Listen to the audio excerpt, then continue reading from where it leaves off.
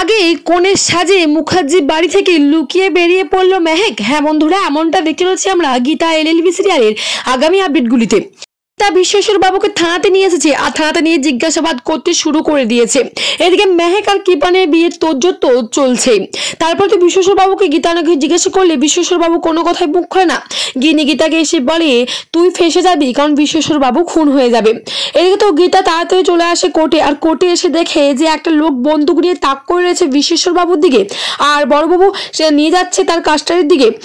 তারপরে গীতা তাড়াতাড়ি সেখান থেকে নেমে সেই বন্দুকটাকে ধাক্কা দিয়ে ফেলে বিশ্বেশ্বর বাবুকে বাঁচিয়ে নেয় এবং তাড়াতাড়ি সেই গুন্ডাটাকে গীতা মেরে ধরে এবং ভীষণভাবে মারপিট করে সেই গুন্ডাটার সাথে। তারপরে গুন্ডাটাকে পুলিশের হাতে তুলে দেয় গীতা, আর তারপরে কৃপানকে ফোন করে বলে বাবু শোনা, তোর ভাড়া পাঠানো গুন্ডা এখন আমার আয়ত্তে আছে। এই কথা শুনে ভয় পেয়ে যায় কৃপান। ওইদিকে তো ধীমান সেন, কিরণকান্তি ব্যানার্জি আলোচনা করতে থাকে গীতার বিষয়ে, যে বিশ্বেশ্বর বাবুকে গীতা যখন ধরে নিয়েছে তাহলে সমস্ত সত্য কথা জেনে নেবে। সেই জন্য আগে আমাদের কৃপান আর মেহেকের বিয়েটা সেরে নিতে হবে, কারণ কোর্টে সমস্ত কিছু প্রমাণিত হয়ে গেলে অগ্নিত মুখার্জি কোনো মতেই মেহেকের সাথে আর কৃপানের বিয়ে দিতে দেবে না। সেই জন্য তো তারা প্ল্যান করে অগ্নিত মুখার্জিকে বলে আমরা কালকেই মেহেক আর কৃপানের বিয়ে দিতে চাই, কারণ পরশু দিন আছে কোর্টের রায়। এবং অগ্নিত মুখার্জি তো আর কোনো কথাই বলতে পারে না তাদের মুখের ওপরে। কিরণকান্তি ব্যানার্জি ফোন করে বলে কালকেই আমরা যাব কৃপানকে নিয়ে আপনাদের বাড়িতে, সমস্ত কিছু রেডি রাখবেন। তারপরেই তো অগ্নিত মুখার্জি মেহেককে বলে মেহেক তোমার কালকেই বিয়ে হবে। মেহেক তো গীতাকে ফোন করে বলে গীতা বৌদি কাল আমার বিয়ে, তোমরা এসো। গীতা বলে তুমি এই বিয়ে করো না মেহেক, তুমি এই বিয়ে করতে পারো না, আর তুমি কোনো চিন্তা করো না, আমি সমস্ত কিছু প্রমাণ করে নেব। আমি একটা লোককে মানে বিশ্বেশ্বর মণ্ডলকে আটকে রেখেছি, আর তিনি জানে যে বাবা কোনো অপরাধী নয়, আসল অপরাধী ওই কিরণকান্তি ব্যানার্জি আর ধীমান সেন।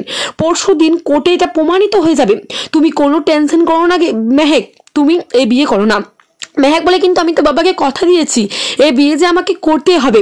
গীতা বলে আমি তোমার জন্যই ভালো বলছি মেহেক, ওরা চাইছে যে পরশু কোর্টে সমস্ত কিছু প্রমাণিত হয়ে যাবে, আর সেই জন্য তার আগে তোমার বিয়েটা কালকে ওরা সেরে নিতে চাইছে।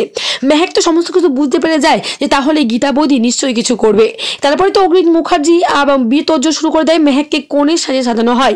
এদিকে কিরণকান্তি ব্যানার্জি কৃপানকে নিয়ে চলে আসে বিয়ের মণ্ডপে, কিন্তু যখনই কোণে আনতে যাবে তখনই দেখে মেহেক বাড়িতে নেই। অগ্নিত মুখার্জি বলে মেহেক কোথায়? তখন রাকা এবং গিনি এবং আরো বোনেরা বলে মেহেক পালিয়ে গেছে, মেহেককে কোথাও খুঁজে পাওয়া যাচ্ছে না। এই কথা শুনে চমকে যায় কিরণকান্তি ব্যানার্জি, অগ্নিত মুখার্জি আর কৃপান। কৃপান বলে সেটা কি করে হতে পারে, আমার মেহেককে চাই। তাহলে বন্ধুরা মেহেক কি আবার গীতার কথাই শুনে গীতার কথা বিশ্বাস করে তাহলে কি এবার বিয়ের কোন সাজে অঙ্কিতের সাথে পালিয়ে গেল? আর অঙ্কিতের সাথে পালিয়ে বিয়ে করে গেলে তোমাদের কেমন লাগবে অবশ্যই কমেন্ট বক্সে কমেন্ট করে জানাতে ভুলো না। ধন্যবাদ বন্ধুরা, ভিডিওটা এই পর্যন্তই। নিয়ে আসছি গীতা এলএলবি সিরিয়ালের আগামী এবং নতুন আপডেট নিয়ে। ধন্যবাদ।